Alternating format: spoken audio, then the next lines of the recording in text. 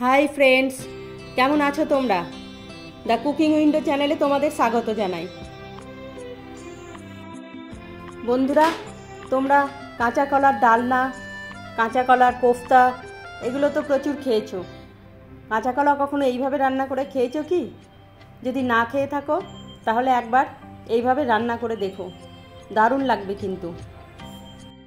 যারা নতুন এসেছো আমার চ্যানেলে, তাদের কাছে আমার রিকোয়েস্ট, আমার চ্যানেলটা সাবস্ক্রাইব করে নিও আর পাশের বেল আইকনটা প্রেস করে আমার সাথে থেকো। আর যারা রোজ আমার ভিডিও দেখো, কমেন্ট করো, লাইক করো, তাদেরকে অসংখ্য ধন্যবাদ। তোমাদের এই লাইক আর কমেন্টের জন্যেই আমি রোজ রোজ এত ভালো ভালো রেসিপি আপলোড করতে পারি। আজ আমি কলার যে রেসিপিটি তোমাদের সঙ্গে শেয়ার করব, তার জন্যে 3টে কলা নিয়ে নিয়েছি। তারপর সেই কলাগুলো ভালো করে ছাড়িয়ে কেটে নিয়েছি। কলার খোসাগুলো বেশ মোটা করেই ছাড়িয়েছি, এই যে দেখো, তা না হলে একটু কালো কালো থাকে। তারপর এটাকে আমি বাটিতে জলে দিয়ে দিয়েছি, আর এই জলে 1 চামচ মতো লবণ দিয়ে খুব কচলে কচলে ধুয়ে নেব। তাহলে কি হবে, এই কলার যে কষগুলো থাকে না, সেগুলো বেরিয়ে যাবে। এই যে দেখো, জলের মধ্যে কেমন সব কষগুলো বেরিয়ে গেল, জলটা কালো হয়ে গেল আর কলাগুলো একদম সাদা সাদা হয়ে গেল। যখনই কলা বা কলার মোচা কাটবে তখনই ওটা লবণ জলে ভিজিয়ে রাখবে, দেখবে একদম পরিষ্কার হয়ে যাবে। এবার আমি একটা পাত্রে 1 চামচ বেসন, 1 চামচ দই নিয়ে তাতে পরিমাণ মতো লবণ, হলুদ, লঙ্কা গুঁড়ো সব দিয়ে ওটাকে ভালো করে মাখিয়ে নেব। তারপর এর মধ্যে ওই কেটে রাখা কলাগুলোও দিয়ে দেবো, দিয়ে সেটাকেও ভালো করে মাখাবো। এই যে দেখো, এটাকে সুন্দর করে এইভাবে মাখিয়ে তারপর 10-15 মিনিটের জন্য এটাকে আমি রেস্টে রেখে দেবো। এটা রেস্টে থাক, ততক্ষণ আমি গ্রেভির মশলাটা বানিয়ে নিই। এর জন্য দেখো, আমি চীনাবাদাম ভেজে তার খোসাটা ছাড়িয়ে রেখে ওটা 1.5 চামচ মতো নিয়েছি, 1 চামচ তিল আর 1 চামচ নারকেল পাউডার দিয়ে এটা মিক্সিতে দিয়ে জল দিয়ে ভালো করে পিষে নেব। এটা পিষে রেখে দেব। তারপর আমি গ্যাসে কড়াই বসাবো। কড়াইয়ে তেল দিয়ে ওই যে কলাগুলো ম্যারিনেট করে রেখেছিলাম, সেই কলাগুলো একটা একটা করে দিয়ে দেবো।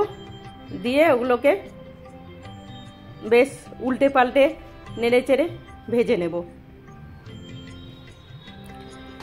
বন্ধুরা, আমার এই রেসিপি যদি তোমাদের ভালো লাগে তাহলে একটা লাইক কমেন্ট অবশ্যই করে দিও, আর শেয়ার করে তোমার বন্ধুদেরও দেখার সুযোগ করে দিও।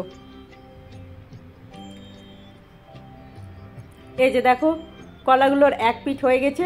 এবার এটা উল্টে দিলাম, অন্য পিঠও ভেজে নেব বেশ গোল্ডেন ব্রাউন করে। এই যে ভাজা হয়ে গেছে, একদম ব্রাউন কালার হয়ে গেছে।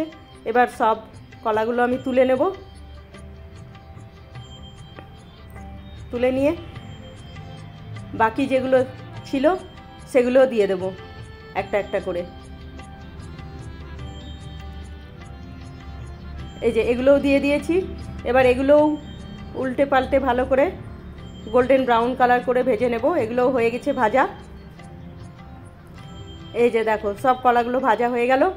এবার আমি এই তেলটাতেই একটু জিরের ফোড়ন দেব আর একটু আদা গ্রেট করে দিয়ে দেব। নিয়ে সেটাকে একটু ভেজে নেব। ভেজে নেওয়ার পর আমি একটা টমেটো পেস্ট করে রেখেছিলাম, সেই টমেটোর পেস্টটাও দিয়ে দেব। দিয়ে ভালো করে ভেজে নেব। এই টমেটোটা যখন ভাজা হয়ে যাবে, মোটামুটি কড়াই থেকে তেল ছাড়তে শুরু করবে, তখন এর মধ্যে একটু জিরে গুঁড়ো, একটু হলুদ গুঁড়ো, একটু লঙ্কা গুঁড়ো, সব গুঁড়ো মশলাগুলো দিয়ে আবার একটু ভেজে নেব।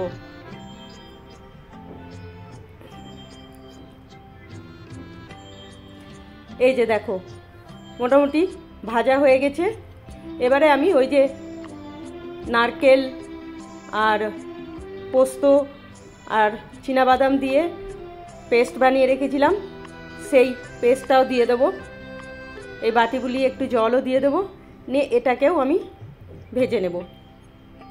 এটাকে খুব বেশি ভাজা যাবে না, কারণ বেশি ভাজলে আবার ওই বাদামের তেল বেরোতে শুরু করবে, সেই জন্য অল্প একটু নেড়ে চেড়ে তারপর এর মধ্যে আমি জল দিয়ে দেবো। ওই যে বাটিটাতে আমি কলাগুলো মাখিয়ে রেখেছিলাম সেই বাটিটা ধুয়েই, ওই বাটিতে অনেকটা বেসন লেগেছিল, দই আর বেসন, সেই জন্য সেই বাটিটা ধুয়েই আমি জলটা দিয়ে দিলাম। এবার দরকার হলে আরও একটু জল দিয়ে দেবো।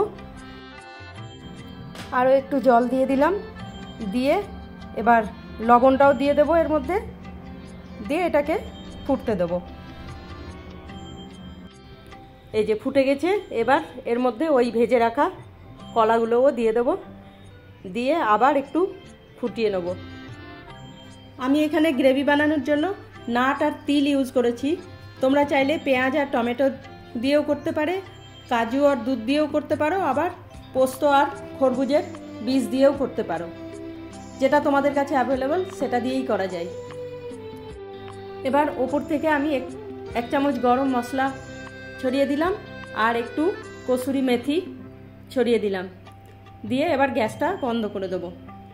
এবার ওপর থেকে একটু ধনেপাতা দিয়ে গার্নিশ করে দেবো, ব্যাস হয়ে গেল। রেসিপিটা কেমন লাগলো তোমরা কমেন্টে অবশ্যই জানাবে। কাল আবার দেখা হবে নতুন একটা রেসিপি নিয়ে, ততক্ষণের জন্য বাই।